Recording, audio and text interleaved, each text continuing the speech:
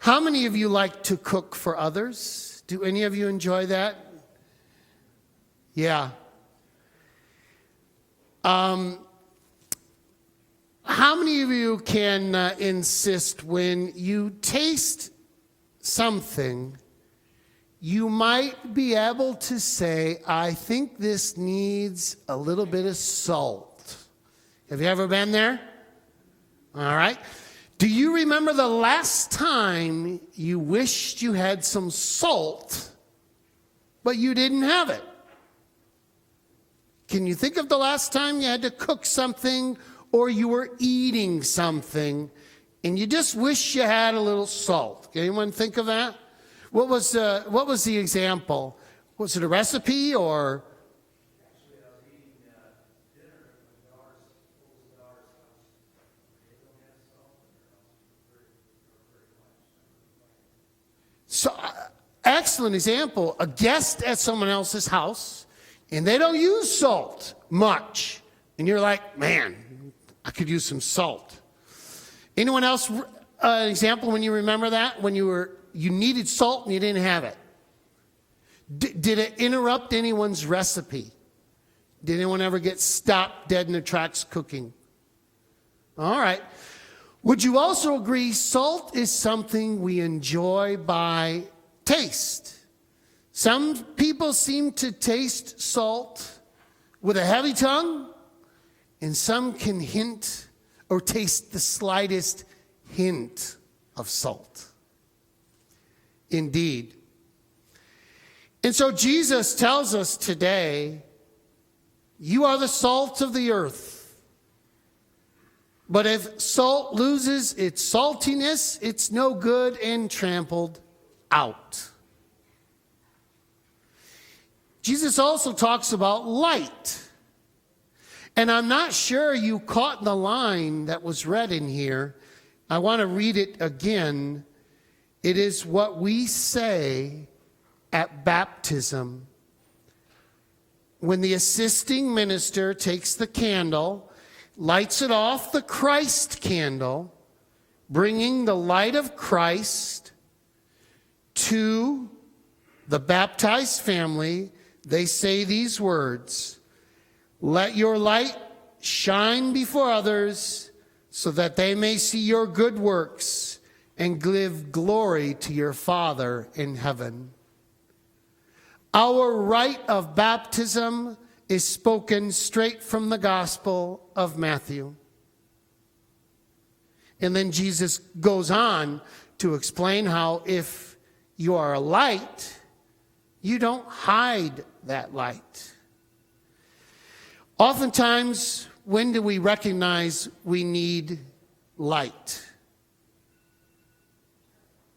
When it's dark, yeah. That wasn't a trick question. We normally recognize we need light when it's too dark. And we are told by Jesus, we are the light of the world. I also find that people are light sensitive to varying degrees, and we can get used to a certain light around us. Now, I must admit, salt and light can also be somewhat annoying. If, for example, you have worked hard to cook for someone, you have spent hours upon the meal, and then at the last minute you decide, I think I'll add a little more salt, and then bam, it's too much.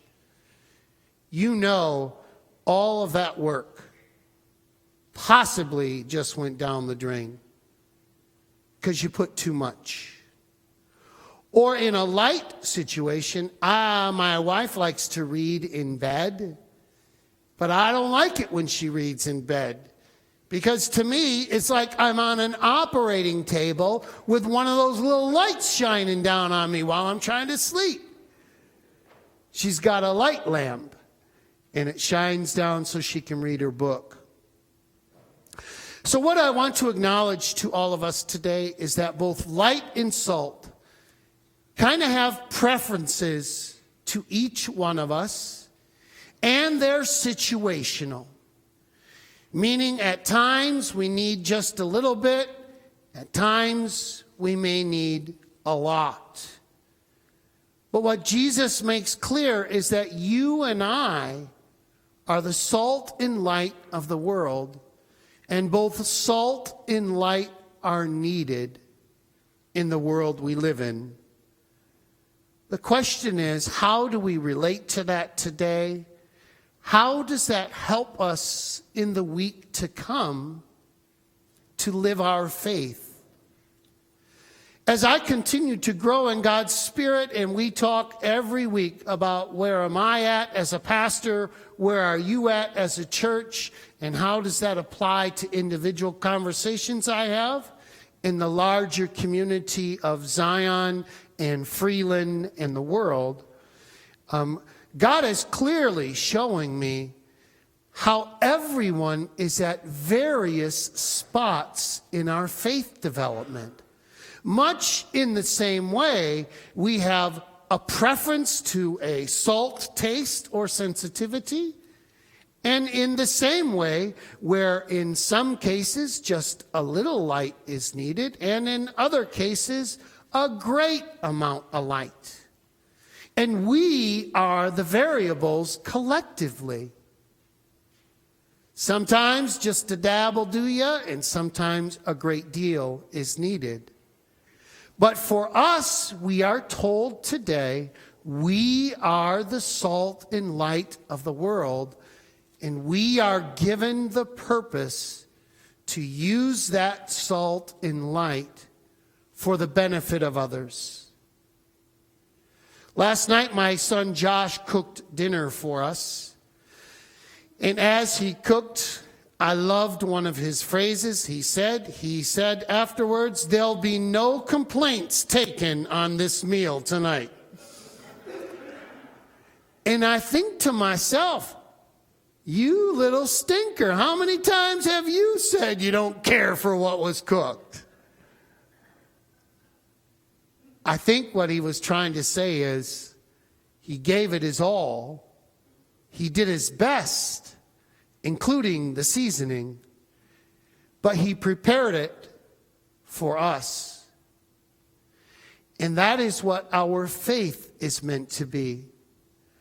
Our faith is not only meant to be an individual gift for us alone as an individual to help get along with our spouse, our children, the people we work with, the people we see at the bank. Our faith, yes, is given for us as an individual to be salt and light in the world in and of ourselves, but it is also given to us to be salt and light in the world, to provide that seasoning for others, to provide that light for others. This past week, I jotted down just a handful of examples where I recognize salt and light through our church being provided for the world. I know for a fact someone came in to rearrange tables for a funeral. I know members of the church participated in a funeral, and they brought food and served it. I know that people attended a funeral on behalf of our congregation. Those members that attended that funeral and watched me preach one of what I think is the most beautiful funeral sermons I have ever given about love. You all witnessed me being a little salt to the world. I can only do that because I'm your called pastor. I watched someone go out of their normal method of gathering help and turn over a task to someone else to do to increase efficiency. And then I love to hear that person's story when they said, I don't normally do this, but I did. I received someone giving me back a book that was all about forgiveness. And so I know someone has at least wrestled with the idea of forgiveness in their life. I heard a story of someone tell me about real racism years ago and how they stood up and said, "This will not happen now with me." And it didn't. All examples of members of our congregation being salt and light in the world. And I tell you, it is a very confusing world we live in right now. I almost can't watch the news anymore. I hate the dichotomy and hatred that exists. But one thing I know is that at least some of the people in the political argument today, they are doing so trying to add salt and light in a way that brings faith to politics. But it is tough. Remember, we all have a certain taste for salt and or need for light. Sometimes a little more is too much for one, and a little less isn't enough for others. Think about that. You worked all day on a meal and you thought, I'll add just a little bit more, and whoops, too much. Suddenly the soup is too salty. We face that same decision in our everyday life. I promise you, when you go home today, just today, you will have a decision to make about sharing light and salt right in your own home. You are going to be faced with a decision about the light of God, the salt of the world in your own mind. You may not say a word, but you will battle something in your mind. You can either be salt and light of God's kingdom, or you can ignore it and let bad, wicked, judgmental, hated thoughts roll. You see, you don't even have to act out and speak out to be doing God's work in the world. You just battle your mind.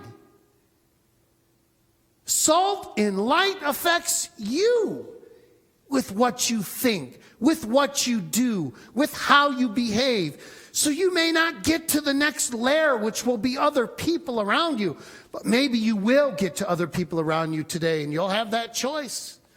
Or maybe it will be a stranger. But we are all invited to remember we are the salt and the light of the world. And we are called into the kingdom to be a part of letting our light so shine before others that they may see our good works. And how does that end? And give glory to your Father in heaven. I want you all to say that with me. I'm going to say, let your light so shine before others that they may see good works. And you are going to say, and give glory to your Father in heaven. Let your light so shine before others that they may see your good works and why are we salt and light in the world? It is to give. Why do we let salt and light affect our own thinking and behaving? It is to give. Why do we let salt and light affect the way we go to work, talk in community, and speak out publicly? It is to give glory to your Father in heaven. We get to do that. And no matter where you are on the spectrum of faith, you get to do that for your own thinking, for your family, for your community. All of us are called to give glory to our Father in heaven by being the salt and light of the world.